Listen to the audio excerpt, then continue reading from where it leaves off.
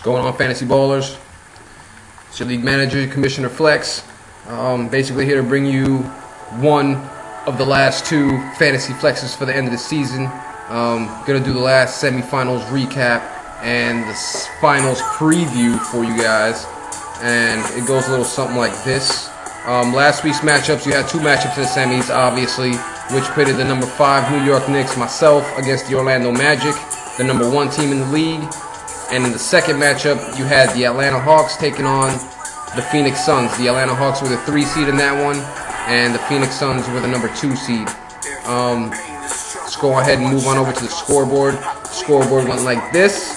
The New York Knicks, leading scorer in the loss, Chris Bosh, 224 points against Dwight Howard's 336. Final score in the first semifinal matchup, Orlando Magic taking the cake, 2,079 points.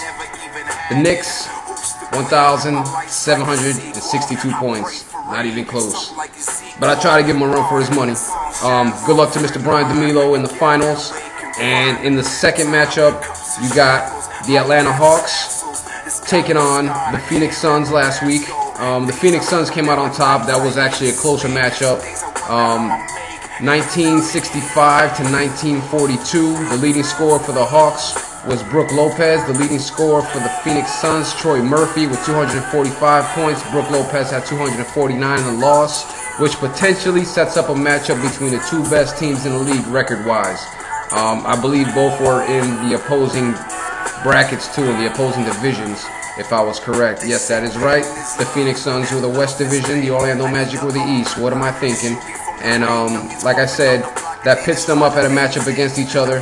That matchup right now is currently underway. You guys take a look at there if you want.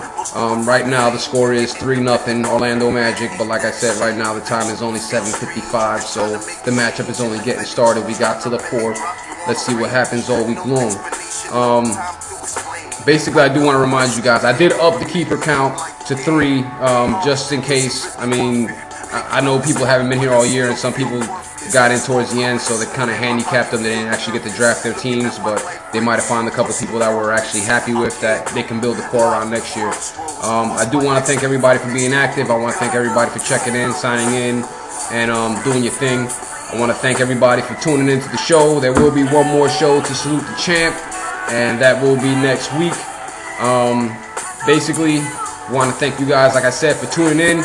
Select your keepers. If you do not select your keepers and we go into next year's draft, those keepers will be in the draft and we'll be stuck doing some gay-ass keeper rounds.